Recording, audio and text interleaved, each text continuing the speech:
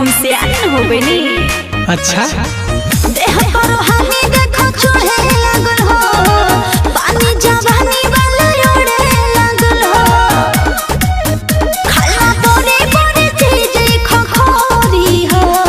अरे तले है सुन, सब ढोढ़ी खाली ढोढ़ी हो, ढोढ़ी दूध के कटोरी हो। सब ढोढ़ी खाली ढोढ़ी हो, ढोढ़ी दूध के कटोरी हो। तो आओ पी लो।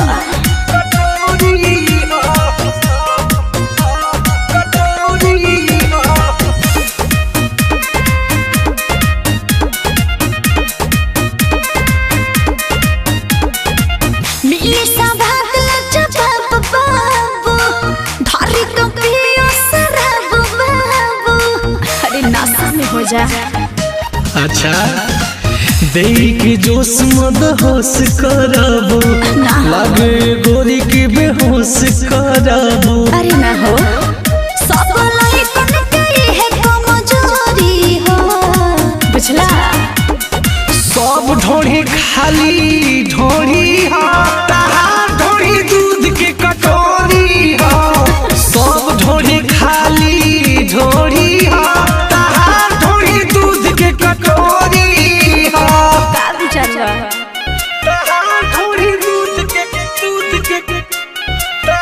ढोढ़ी दूध के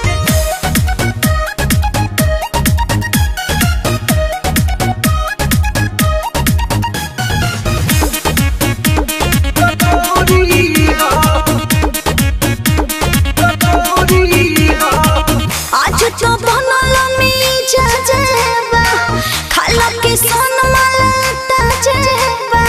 अरे ए हो, अब खा लो।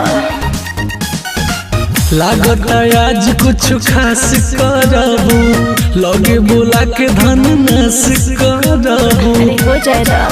सन्नी देत बनी मौका ना छोड़ी हो। अरे हम तो खोजते बन। सब ढोढ़ी खाली ढोढ़ी हो, ढोढ़ी दूध के कटोरी हो। सब ढोढ़ी खाली ढोढ़ी हो, ढोढ़ी दूध के कटोरी हो। तो आओ छाली सोन पे चढ़ जा।